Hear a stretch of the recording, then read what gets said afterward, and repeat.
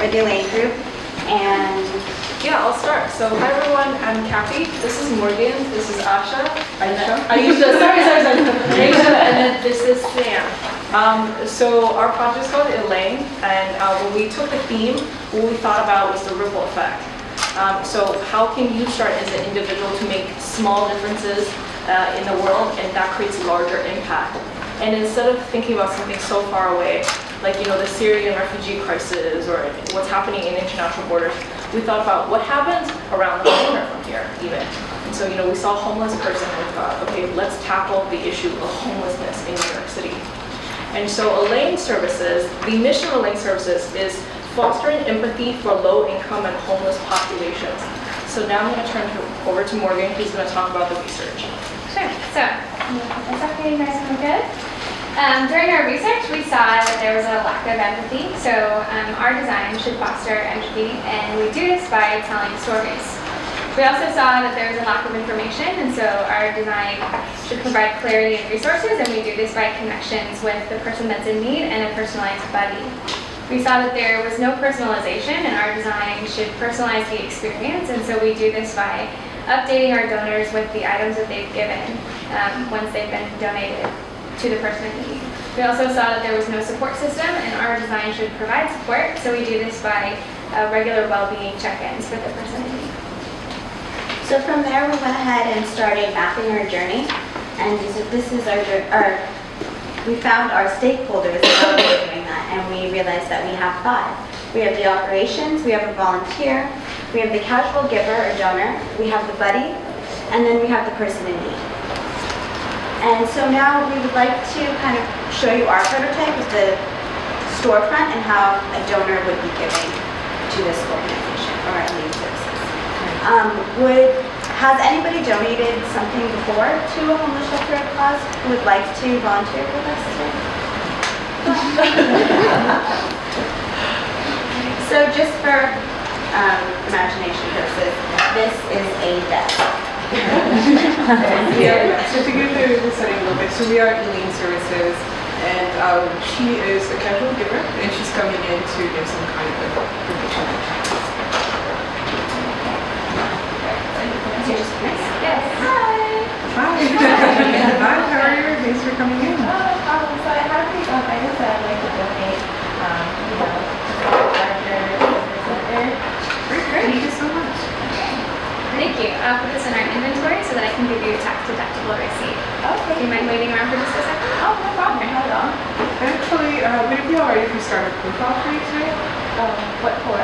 Well, actually, we use a profile for a few purposes for the donors.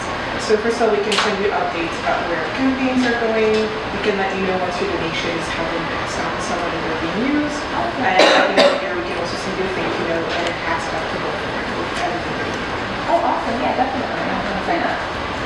Here you know.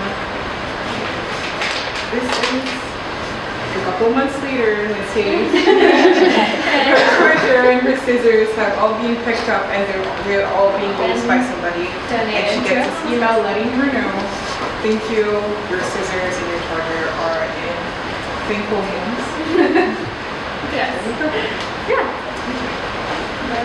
And So just to give a bit more background, so we had a casual donor come in and donate some of her items, and then the idea was that we would have people in need who may be homeless or nearly homeless, people who need a little bit of extra help who would come in and we pledge the type of items that they need, whether it's food or even small furniture, things like that.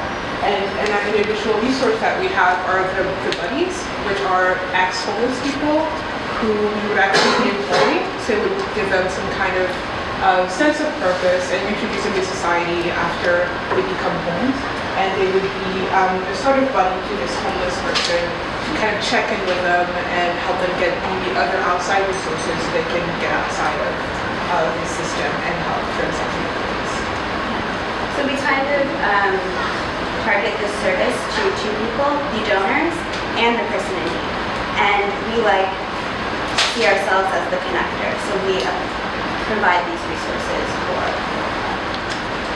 And just to clarify, just a little bit of volunteer, would be also a community member, like a casual giver, but a bit more engaged, and they would be giving their time and actually working there at Elaine Services.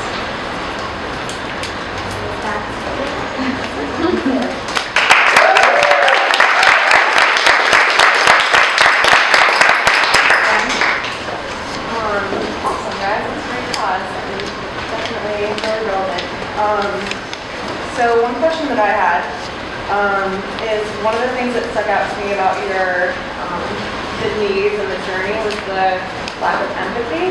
And I thought about someone coming in to donate to this versus Salvation Army or another cause.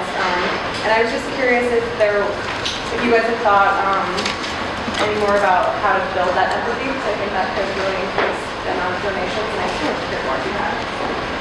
Yeah, I think that the part that's highlighted the most is that once the person that donates, if they opt in to build a profile, they actually have a notification when their item that they've given has impacted someone and when it's helped someone. But I still say for how engagement in the first place, which is why you also have the whole aspect of personalizing the experience. Some of the people we talked to were saying that if they give to the Salvation Army, they don't know where it's going. There's no face to it. If they have a friend who's in need, they're more likely to help that friend that they know than 10 homeless people who need help. So the idea of having this sort of storytelling from the homeless people, and this could be even like there's posters we have up in the metro saying, the face of someone who's now acting as a buddy, who's an ex-homeless person. This would give people a face and would say, okay, I just walked past this poster, I wasn't thinking about it, but this person actually used to be homeless. And now I kind of have this connection and it humanizes it. And that's kind of what we were thinking about. And certainly once you're already in the system and you get these emails letting you know when things are picked up, it engages you even more because you continue to get stories. So something else I also thought about was testimonials at the end, or sharing stories and pictures, almost like Humans in New York. So you can say like before and after, and you said, hey, I actually went through this entire process with somebody who used to be homeless, but it's no longer homeless, and it's a success story. And I've been mentored by that person, and now I'm here too. And so, we share that entire journey with the rest of the community, and keep that in mind. Yeah, cool. And then the only other thing too that stood out to me is, so when you guys were talking about personalizing the experience, it seemed, it was more from the donor's perspective. And that made me just think about how, as I would imagine, somebody that is homeless, the resources available to them are pretty impersonal. It's kind of like there's this food shelter or there's this donation place. And it could be cool to think about how you could personalize their experience so that they feel more incentivized to maybe give back their story. So our buddy system that we thought of is kind of answers that question a little bit. So we thought, how can we bring somebody in who has been in a place where the person in need has been before? How can you make that connection so it is personal and they can build this trust with you so that they do want to come back and they see this type of hope. And then our buddy, part of the process is for him or her to kind of follow up often. And it's more of like an open platform because we don't want to set guidelines to say come back tomorrow at 2. Because maybe they don't, maybe they don't have a watch, maybe they don't really know what day it is. And, we kind of want to just be there open with no rules really. Just know that we are going to be here no matter what. If you decide to come today, you do. If you don't and we see you in 3 weeks, we still want to be here. But then it's the buddy's job to say like, oh, I've seen you 3 times. Maybe we can figure out a way to get you on a different path. Let me show you all these resources that we have. And this is the steps. I think Lauren's point is great when you're thinking about building this project out. Like, how can you personalize it, not for the donor, not just for the buddy, but for the person who's receiving too. Yeah. Elliot, I'm gonna kind of change this up. So, okay. Elliot, do you have? Cool. Yeah, I'll just jump in with some quick ones. I think it's great, and I would echo Lauren's comments. A couple things that could be interesting to build into this if you guys are going to take it further. One idea would be to start to give the person who's donating a sense of what an acceptable donation is. So if I come in and give you my old scissors, it's like, well, I mean, we appreciate the thought, but like nobody needs scissors, right? And so if you can start to help shape the expectation of what a good donation is, or like a series of criteria for good donations, that would be a great way to kind of bypass some of the problems that places like Salvation Army and Goodwill have, where they get a whole bunch of like things that they can't really use. So that would be one thing, and I think you can also manage that in terms of setting hierarchies. Thinking about other services that you've probably experienced where like you do this little bit, and then once you've done that, it nudges you into doing the next little bit. And so it kind of pushes you to give more and more, or more sizable contributions each time. That could be an interesting thing to think about.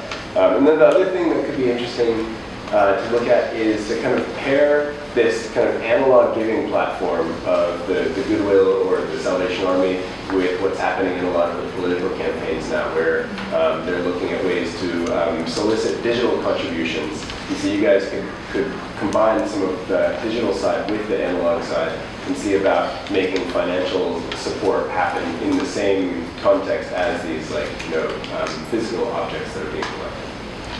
I wonder if we could even take that storytelling part of it and the personal relationship with Joe and say maybe there's something that Joe needs because of so Joe is he's working on this plan to get his new apartment in order so that he can try and get custody of the kids. Just picking up that story.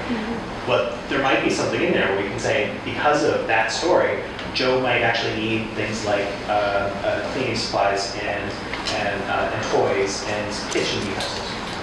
And that's part of his profile. So then instead of focusing on the donor and what's the donor bringing in, you focus out and say, this is what Joe actually needs, and then start to match it up to a personal relationship that the donor has. Such a positive service, guys.